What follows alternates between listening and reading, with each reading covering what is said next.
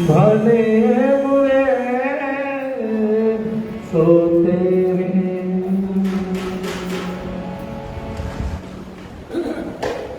गुरु जी को करिए वंदना,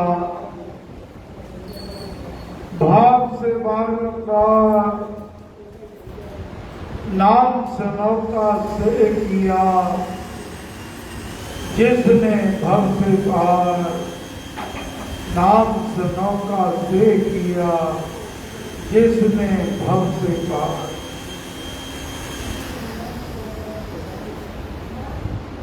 जितने भी संत महापुरुष हुए हैं और गुरु महाराज ने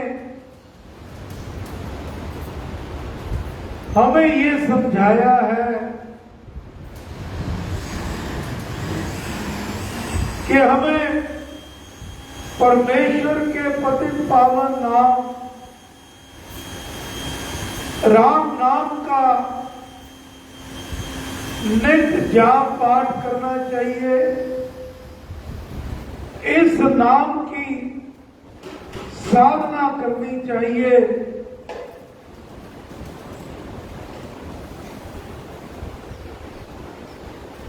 और तभी इस मार्ग पर चलने का फायदा है। और जो महाराज ने गुरु महाराज ने मंत्र दिया राम नाम, उसकी साधना करते करते एक आम साधक भी सिद्ध बन जाया करता है। ये इस राम नाम का महत्व है। पिछले रविवार महाराज ने फरमाया था कि जिस मंत्र की आप साधना करते हो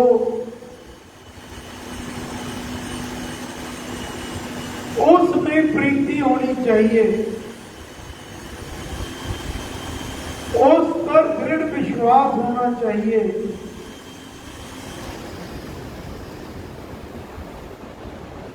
और उस साधना के प्रति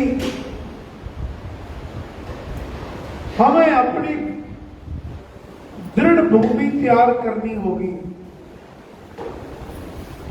वो कैसे होगी?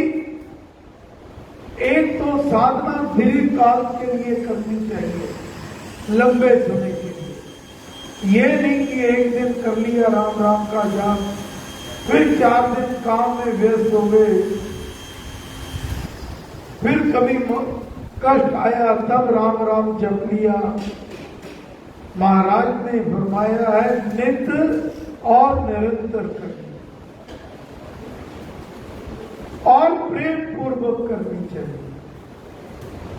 जब तक किसी नाम के प्रति हमारे अंदर प्रीति नहीं होगी, उसके प्रति श्रद्धा नहीं होगी, उस नाम में विश्वास नहीं होगा, तो वो मंत्र कभी भी फलीभूत नहीं होता। आज महाराज फरमा रहे हैं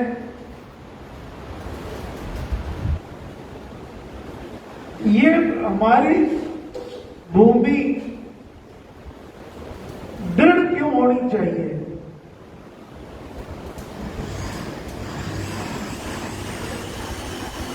कोई बच्चा, कोई विद्यार्थी स्कूल में जाता है, कॉलेज में जाता है, यूनिवर्सिटी में जाता है,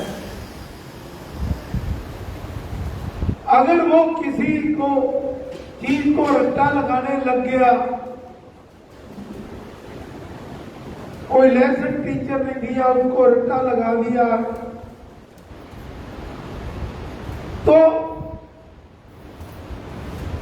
उसका इतना प्रभाव नहीं होगा। तभी जो अच्छा टीचर होता है वो फरमाते हैं, वो कहते हैं कि आपके बेसिक्स क्लियर होने चाहिए। अगर आपको कोई फॉर्मूला समझ आ गया, कोई प्रिंसिपल समझ आ गया, तो फिर उस प्रिंसिपल के आधार पर आप कितनी ही बातों को बड़ी सहजता से समझ जाएंगे। अगर आपके बेसिक ही क्लियर नहीं, मैथ्स का सब्जेक्ट है, उसके फॉर्मूले ही समझ नहीं, तो बच्चे को बहुत ज्यादा कामयाबी नहीं मिलती। वही बात इस साधना के मार्ग पर भी लागू होती है।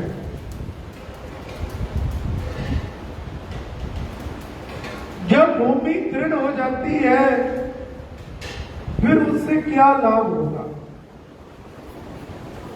जब भूमि दृढ़ हो जाती है तो फिर पतन का भय नहीं रहता। अर्थात जो इस नाम की साधना को नित्य निरंतर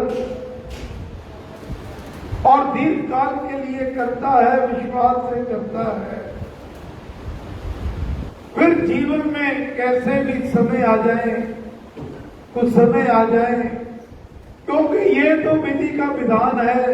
श्रीमद् भगवद गीता में भगवान ने फरमाया है, सारा समय सारा काल एक जैसा नहीं रहता। समय को समय जीवन में आया करते हैं, अच्छे लोग बुरे लोग जीवन में मिलते ही रहते हैं। कई बार हम कर्म करते हैं, उसका फल अपने मन की इच्छा के मुताबिक नहीं मिलता, तो हम बहुत जल्दी विचलित भी हो जाते हैं। और कई बार कोई कार्य करते हैं, अचानक उसका इतना लाभ हो जाता है तो मन अति हर्षित हो जाता है। तो तभी तो श्रीमद् भगवद गीता में भगवान श्री कृष्ण चंद्र जी महाराज ने फरमाया है कि साधक को सदा स्थिर भाव में रहना चाहिए।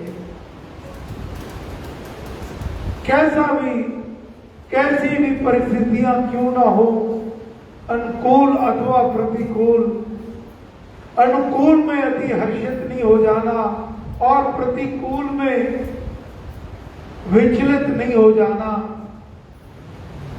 ये स्थिति उसी को प्राप्त होगी जिसकी साधना में भूमि दृढ़ होगी। अब एक पौधा लगाया आपने, उसको मेहनत तो करनी नहीं थी। अब बाहर सड़कों पे जाते हैं, जो पौधे घरों में तो हम पौधों को पानी देते हैं, खाद डालते हैं, माली रखा होता है देखभाल के लिए, लेकिन जो बाहर पौधे होते हैं वो अपने आप सूर्य से रोशनी लेते हैं। पानी जितना मिल गया तो अच्छा, नहीं तो जल के लिए वो अपनी जड़ें जमीन के अंदर गहरी से गहरी करती जाते हैं। और जिस पौधे की जड़ जितनी गहरी होगी, उतना ही जब प्रतिकूल परिस्थितियां आएंगी, कोई तेज आंधी चलेगी, तूफान आएंगे, जो कोमल पौधे होते हैं वो टूट जाते हैं, जिनकी जड़ें मजबूत होता करती हैं, वो उस तूफान को भी सह लिया करती हैं। तो महाराज फरमाते हैं, जिस साधक की भूमि दृढ़ है उसको पतन होने का भय नहीं होता। अब यही बात मेडिकल साइंस में भी आती है। महाराज की वाणी, जिस प्रकार स्वास्थ्य प्राप्त हो जाने पर उपज करने से फिर स्वास्थ्य खराब हो जाया करता है, मगर यदि स्वास्थ्य की जड़ प्राप्त हो जाए तो फिर जल्दी स्वास्थ्य नहीं गिरा करता। तभी डॉक्टर साहब कहते हैं कि हमारी इम्यूनिटी होती है, जो हमारे ब्लड के अंदर सेल्स होते हैं, उनमें किसी बीमारी से, किसी रोग से लड़ने की क्षमता कितनी होती है। जैसे अभी बीमारी चली, कोरोना चली, डेंगू चले, चिकनगुनिया, इसमें क्या होता है, जो मरीज होता है उसके एक विशेष प्रकार के सेल होते हैं, प्लेटलेट्स, जो बीमारी के प्रति लड़ते हैं, उसका मुकाबला करते हैं। जब उनकी संख्या कम हो जाती है तो डॉक्टर साहब कहते हैं आपकी इम्यूनिटी कम होगी, इसलिए आपको ये बुखार जल्दी आ गया, जब उसका प्रभाव भी पड़ गया। वही बात इस मार्ग पर है।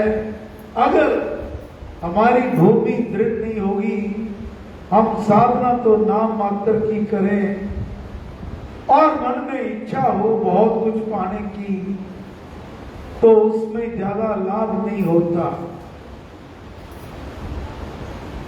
जब भूमि दृढ़ हो जाती है तो फिर विशेष क्रिया की भी आवश्यकता नहीं रहती, पर साधक प्राय करते रहते हैं।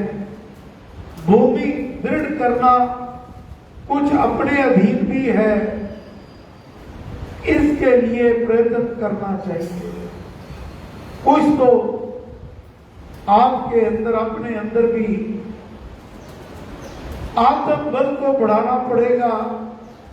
वो कैसे बढ़ेगा? जब आप सदग्रंथों का स्वाध्याय करोगे, सत्संगों में जाओगे, संतों की वाणी को सुनोगे, तो इससे आपकी आत्म शक्ति वो जग जाया करती है। लेकिन इसके लिए महाराज फरमाते हैं प्रयत्न तो करना ही पड़ेगा। चेतन मन में अपने आप को लोभ से, मोह से, ईर्ष्या से युक्त कर रखा है। जब आप कोई काम करने लगेंगे तो कोई भाव विरोध का भी पैदा होगा, और ऐसे तो आकाश में भी विरोधी तरंगे होती हैं। विरोध होता है, सूक्ष्म दुनिया में भी ऐसी धारा होती है कि जब आदमी बढ़ने लगता है तो उसे वह अनेक प्रकार से बहकाती है। माया का बना हुआ अपना आपका अपना मन भी भूत बनकर मंजिल से गिरा देता है। ये विरोधी बातें आसुरी कहलाती हैं। जब मनुष्य का पतन होता है तो होता ही चला जाता है।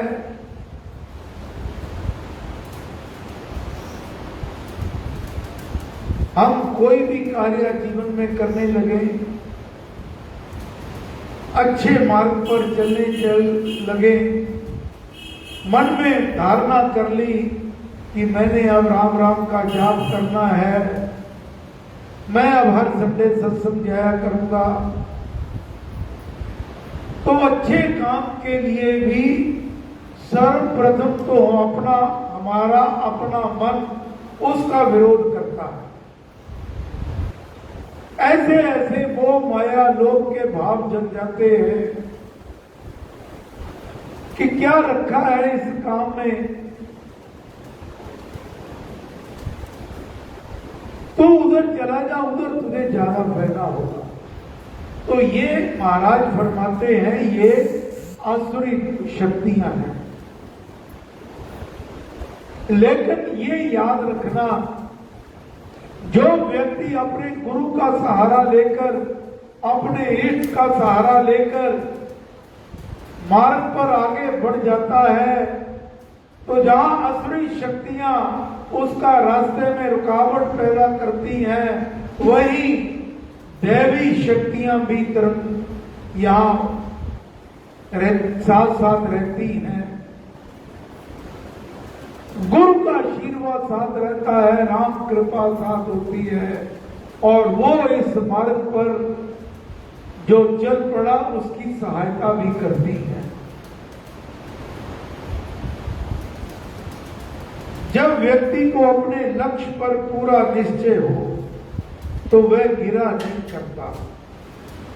यह निश्चय होना चाहिए कि मेरा लक्ष्य है भगवान की कृपा। जब हम ये लक्ष्य करके चलते हैं, मैंने भगवान की कृपा पानी ही पानी है, मैंने ये नेक कार्य करना है, मैंने दीन दुखी की सहायता करनी है, रोगी शोगी की सहायता करनी है, तो भगवान श्री कृष्ण चंद्र जी महाराज गारंटी देते हैं, आप कोई भी कार्य, नेक नीति से शुरू कर देते हैं, रुकावटें तो आएगी। जैसे सड़क पर स्पीड ब्रेकर आते हैं, वहां आपकी स्पीड कम होगी, फिर लंबा रास्ता, फिर आप तेज चलोगे, फिर कहीं स्पीड ब्रेकर आ गया, लेकिन जो चलता जाता है वो एक ना एक दिन अपने लक्ष्य पर अवश्य पहुंच जाता है। ऐसा निश्चय होने पर भीतरी और बाहरी विरोध उसे गिरा नहीं सकते, और व्यक्ति लक्ष्य पर स्थिर रहता है। जिन्होंने छोटे छोटे मंत्र सिद्ध किए हुए हैं, जैसे हनुमान, भैरव व सांप आदि के, वे भी किसी से भय नहीं खाते। फिर जिसने परम पद का मंत्र सिद्ध किया हो वह क्या नहीं कर सकेगा। देखो महाराज कैसे हमें मार्गदर्शन कर। किसी को छोटी मोटी सिद्धि भी मिल जाए, वह किसी से भय नहीं करता। अगर हम राम नाम को, जो महामंत्र है, उसको सिद्ध कर लेंगे तो वह क्या नहीं कर सकेगा। उसको भय किसका हो सकेगा। भूत इत्यादि तो जो अपने सामने खड़े हो जाया करते हैं, अपने ही मन की वृत्तियों से पैदा हुआ करते हैं, उनसे डरना नहीं चाहिए। आसुरी वृत्तियों को मारने के लिए भगवान का नाम परम सिद्ध मंत्र है। आसुरी वृत्तियों को जो आपके जीवन में आगे बढ़ने में रुकावटें डालती हैं, आसुरी शक्तियां, तो उनको मारने के लिए, उनका नाश करने के लिए भगवान का जो नाम, राम नाम है, वह सिद्ध मंत्र है।